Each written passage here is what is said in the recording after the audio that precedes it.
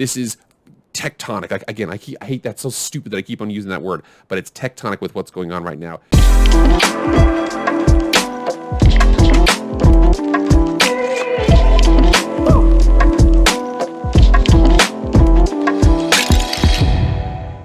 What is up, everybody? It is Jake with Master Football, back at it again. Happy Wednesday. Thank you so much for being here. If you've never been here before, Jake with Master Football, pro football, college football, video game football, anything related to American football, we discuss in the show right now.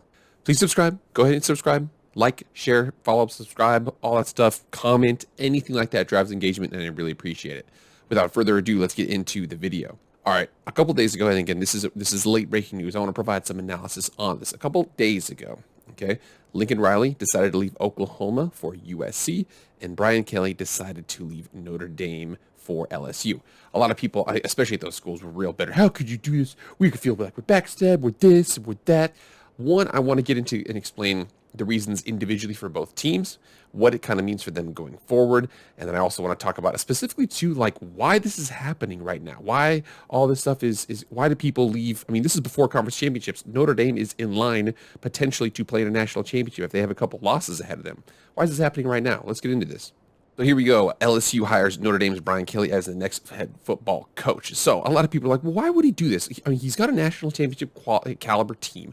Why would he ever want to leave? Again, I want to go to his history and kind of articulate something. So this is Brian Kelly's head football coaching record. So you come down here, you see Grand Valley State was there for a long time, won 2 consecutive national championships. He's like, you know what, Grand Valley, let's move on from there.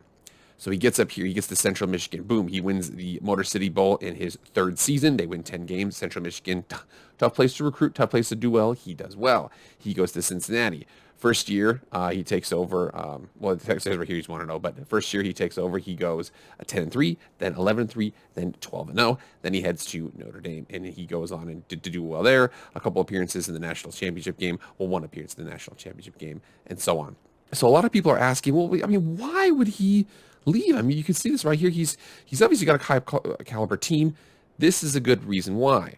Oh, here we go. So this is one of his games when he was with the Cincinnati Bearcats. He played the Florida Gators, and they got absolutely demolished. Okay, but yes, I know. Okay, but that was he wasn't there. That technically wasn't him as the head coach because he left at that point. That's still his team. But okay, so he built the team up. He wasn't on the team. He was interim coach. But again, he wasn't even really there. That doesn't count. What happens when he played for Notre Dame? That's a real team that can win a lot of games. Oh yeah, well he played Nick Saban in the national championship game, and he lost 42-14. So he got there. That was that one game that was bad. Eddie Lacy had a great game. I remember that one specifically. It was ugly quick. Okay, but he still does pretty well from that. He's done. That was only one game. Here we are in the Cotton Bowl Classic. He lost 30-3 against Dabo Swinney and the Clemson Tigers. Okay, yeah, but that doesn't necessarily count. Okay, that doesn't count. That was just the semifinal game. Here we are last year against Alabama Crimson Tide, and he lost 31-14. So you can see there the fact that Brian Kelly, and I think what Brian Kelly did was he basically said, unless somebody gives you an amazing reason why to leave, I'm not going to leave Notre Dame. We're pretty comfy here. But I do think, man, he's a competitor, and you look at that, man, every time they get to a big game, Notre Dame, they have to recruit, and they have so many different things that can hold them back. They just get blasted. In fact, in those 4 games, I'm counting the one, again, where he didn't coach. But again, just because that's his team, they're in a big game, they average losing 13.75-31. They almost lose like 3 touchdowns. So every time he gets into a big game, he gets essentially blown out. So it's just, that's probably the big reason why he left. He's like, you know what, dude, I go to LSU. LSU just won a national championship a couple years ago. Ed Orgeron won one there. Ed Orgeron doesn't even really coach. He's just a really good recruiter, and he's got that crazy Southern accent. So I think for Brian Kelly, he's like, you know, dude, I want to win some national championships. I want to compete at the highest level. I did it at FCS. I did very well at Cincinnati. I know I can do it at Notre Dame, but I want to do it with all these resources. Now, he's going to have to play a couple of teams, you know. He's got Texas A&M in his division. You know, he's got Alabama in his division. He's got Brian Harsin, you know, with Auburn there. There's some difficult teams to get by, but still at the same time, LSU, man, there are so many dudes in Louisiana that can play, and he's going to be able to recruit all of them. So here we are also with Lincoln Riley to USC. So this is huge because USC, you know, again, Clay Helton, they had him. It just didn't really work out. They really weren't satisfied with the direction of the team. So they decided, like, we got to go big, okay? Lincoln Riley was at Oklahoma. Oklahoma, in a couple years, is going to be joining the SEC. I suspect it says it's 2025. I suspect it's going to be earlier than that. But again, he's going to join the conference. And he's like, you know what?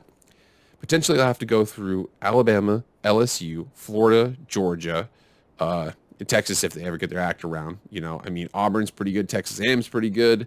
Tennessee looks like they're kind of turning things around a little bit. Ole Miss has a solid squad. There is literally going to be no breaks. You can't play, Vanderbilt and South Carolina every week. So he decides to go to USC. And you got to remember something. This is what he said earlier on Colin Cowherd's show. Check this out. So in the next 6 hours, do you get in a car and go visit high schools? Absolutely. Absolutely. Could I go with you? Well, what do you know? Five-star quarterback Malachi Nelson, first former Oklahoma Sooners commit to follow Lincoln Riley to USC. Again, I think people don't understand, dude. He's one of the most innovative minds in college football. A lot of people at Oklahoma especially when people would watch Oklahoma, they're like, this team is incredible. What the hell is going on over there? You got to remember he's going to go there. And for him, again, that was yesterday morning. And then he said, with a couple hours, I'm going to go visit a whole bunch of high schools. I'm going to make a whole bunch of calls. And he's already flipping people over. I suspect it'll take a little bit of time. I would be surprised if they're competing in year 2. Okay, transfer portal. They do need to address their offensive line is what a lot of people are saying. But skill positions, they're going to be just fine. Defensively, should be just fine. Again, I think what he needs to do, first thing he needs to do, if I'm Lincoln Riley, you need to just lock down LA. Okay, if it's a 5-star in LA, they get a scholarship offer. Okay, you walk up there, you see them hit eye to eye, and you give them a scholarship offer. You need to do that right now. This is a little bit of schadenfreude here, okay, because Oklahoma Sooners and Texas Longhorns show how quickly the tables can turn in college football. Remember, Texas earlier had started off really well, and they were undefeated, okay? Imagine if you're a Texas and Oklahoma fan at the beginning of the season. You're probably like, dude, this is awesome. We're joining the SEC. We're rolling everybody. We're doing pretty good. We're doing this. We're doing that. We're doing awesome here. And then Texas goes on to just blow a whole bunch of games. Oklahoma loses Lincoln Riley. I do think Oklahoma's going to be just fine. I mean, it's a really solid program. Where they go, who knows? I've heard Brent Venables for the Clemson defensive coordinator could be going there. That's a really strong possibility, but I think they'll be just fine. But again, think about this. The stock for Oklahoma and Texas at the beginning of the season was through the roof. Now, not only do they have to go through, and we'll see if Sark can coach, we'll see who Oklahoma gets as a head coach, but we also, they got an SEC schedule coming up here pretty quickly. Oklahoma and Texas, it could potentially be some lumps. So here's a big reason why these coaches are getting hired so quickly here. So if you see what is the early signing day for college football? That process begins 1 month, December 15th. And again, this was a while ago, but essentially what it means is by December 15th, you can start to sign high school players early and get them enrolled to start, fall or spring classes in January. That's huge for these players. So again, that's the reason why. I mean, we haven't even played the playoff games yet. Brian Kelly his team could potentially be playing for a national championship if they get a couple losses. But he's like, I got to get to LSU. And I got to start recruiting right now. That's a big reason why. Dude, college football just got a whole lot more interesting. Okay, this is wild. Okay, I'm gonna make some pro football videos, but right now it's college football playoff season coming up. Okay, we got some conference championships coming up. Gonna go ahead and talk about those games, but this is tectonic.